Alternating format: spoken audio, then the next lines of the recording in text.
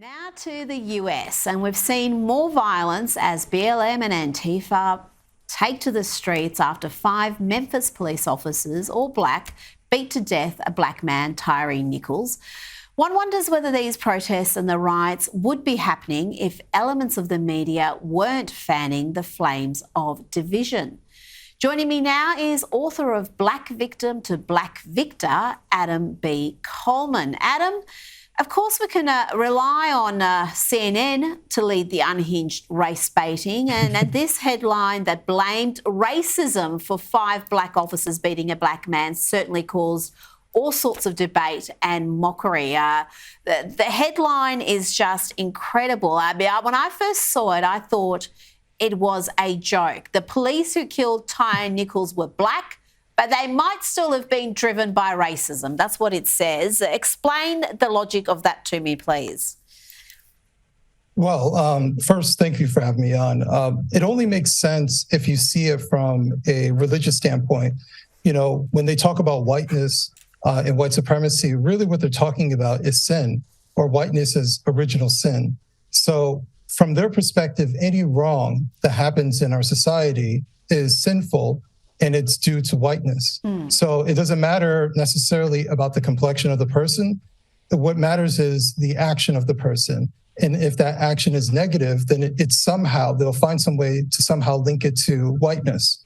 So it's the same reason why they might look at me, and because I'm not a progressive and I might not spew left-wing talking points, that I am a white supremacist, right? Because I'm unwilling to call out the whiteness or the sin of whiteness. So that this is a purely ideological viewpoint that they want everybody else, the vast majority of the public, to adapt.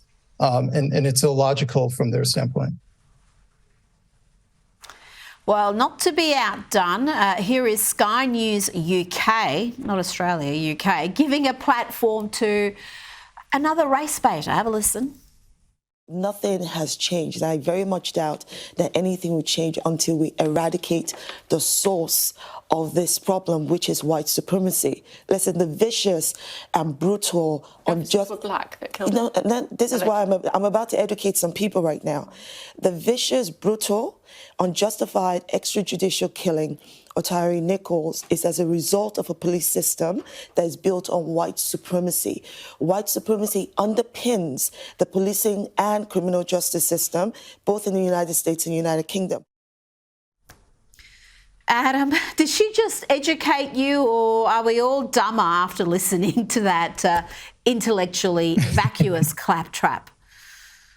Well, I feel dumber listening to her, but yeah, it's basically the same thing. What she's talking about is from an ideological standpoint. When she's referring to it's a system that's built on white supremacy, everything to them is systemic. The individual doesn't matter because the system is stronger than the individual.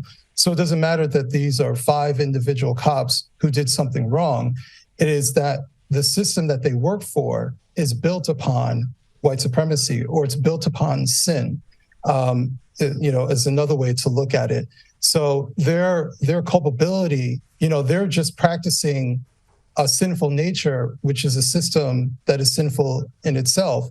So that's why she doesn't hold as nearly as much responsibility towards these men. But at the same time, if these were 5 white men, she would. And that is the hypocrisy of the progressive ideologues, that they're not consistent whatsoever. No, and she's not giving agency to those black men or any black people if you've got that sort of mindset. That is actually fairly racist in itself, not just to white people, but to black people. And how do these people, whether it's CNN or that commentator on Sky News UK, how do they explain police violence in South America, in parts of Africa, in the Middle East, where you can't blame white supremacy and white people for how the police force behaves? Is there any explanation there, or do they never actually get that deep? No, they don't ever get that deep. Because to be honest with you, when you live in the United States, everything is about us. We're very insulated. And it's not necessarily an egotistical thing. It's geographical. It's the nature of our news. So we're pretty insulated. So even if someone tried to make some sort of white supremacy comparison to the United States, it wouldn't fly. It wouldn't work. And on top of that, we wouldn't nearly be as interested because we're not that interested in the rest of the world, unfortunately. So yeah, they always avoid that. Everything is about what happens here. And they'll take one unfortunate incident and make it a national outrage, a national conspiracy. So. Yeah, and sadly that flows on to other countries as well because we follow. But yeah, you're absolutely right because you see this obsession with historic slavery as it relates to the US, but there's modern slavery happening right now that I never hear the activists in the US mention, let alone do any work around. Now, we've learned that the Memphis cops charged in Tyre Nichols' murder, at least a couple of them, were hired after standards for recruits were lowered. The New York Post is reporting that Tadarius Bean and Demetrius Haley joined the Memphis Police Department after it relaxed its hiring requirements. Now, we've got all 5 officers now charged with murder, but are we seeing police forces across the US desperate for recruits and lowering their standards? And also they've got an eagerness to meet these diversity, equity and inclusion goals as well. Yeah, it's something that is happening, just to be specific, in big cities especially. So, I'm in New Jersey. I'm very close to New York City. I believe the same situation is happening there. Where they're having to change their requirements and lower their standards to fulfill their obligations. After the 2020, summer of love, as they put it, but after 2020 and the riots and the demoralization of police officers, to be honest with you, they basically needed to recruit more because many of the police officers who were sitting, possibly to retire, decided to leave. I personally know someone who's part of the NYPD, and he would tell me the same thing, that they are demoralized. The administration, when de Blasio was in especially, was making it harder for them, not easier. And they're saying, what's the point of dealing with this when they're getting such tense situations from the general public because everybody all of a sudden has become anti-police. So why stay in this profession? And what a lot of people don't understand is in a place like New York City, when you're a rookie, you make in the realm of, I want to say like 45 to 50,000 a year, and in some like one of the most expensive places in the world to live. So it's a very tough sell to get people in. So you have to lower your requirements. And unfortunately, when you lower your requirements, you lower your results in the end. It's a vicious circle. You attack the police and you push this anti-police narrative. This is part of the impacts you'll see. But the narrative that we're seeing now by CNN that we discussed and other race-baiting pundits is having an impact. Have a listen to this very white woman who says thugs in police uniform didn't kill Tyre Nichols. The police didn't kill him even. It was all white people because 5 black men killing another black man is, of course, white supremacy. I got a message today for some white people. If we have white people listening, paying attention, I wouldn't mind if you would do this with me. We rub our chests, we find our heartbeat, and we say, we did this. We did this. White supremacy did this. I'm talking about Tyre Nichols. The police didn't do this. The Memphis Police Department didn't do this. White supremacy did this.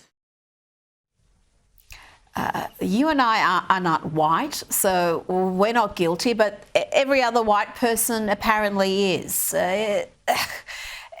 This sort of thinking used to be something you would see, I don't know, from the far left fringes of the lunatic left.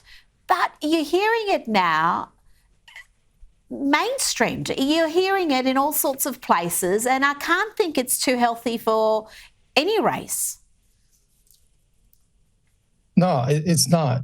And one thing that's interesting, listen to that clip, what this woman is doing, for one, is a bit masochistic. And I think there is a lot of that that's happening.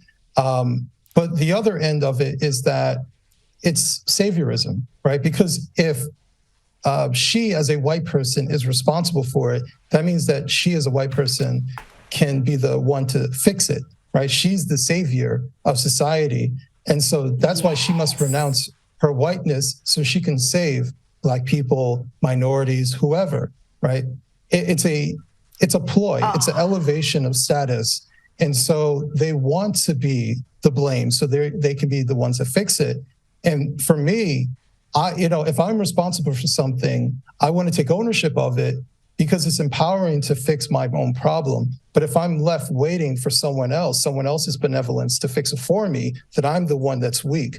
So much of this progressive ideology is about weakening others and keeping themselves strong.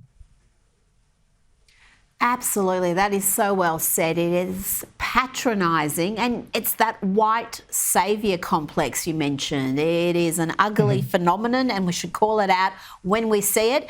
And finally, I just want to show you another example of the bigotry of low expectation. Here's a young woman explaining why she admires the Vice President. Have a listen. Who's the current Vice President? Kamala Harris. I love her. Why? Because she's Black. Adam, really? I mean, would you ever say that about any other race? Would you say, gosh, I really love the president because he's white? You'd be called racist, rightly. And is it any different if it's another nationality? No, but I think for this person, it's more of a gesture, right? It's a virtue signal, as people put it. I like her especially because she's Black, but I think it's more of a show than anything else. Everybody wants to be on the right side of history. They want to say the right thing, but sometimes they're not aware of how they come off and how they appear to people who aren't obsessed with being on the right side of history and constantly worrying about their legacy socially. So I think that plays a part into it as well.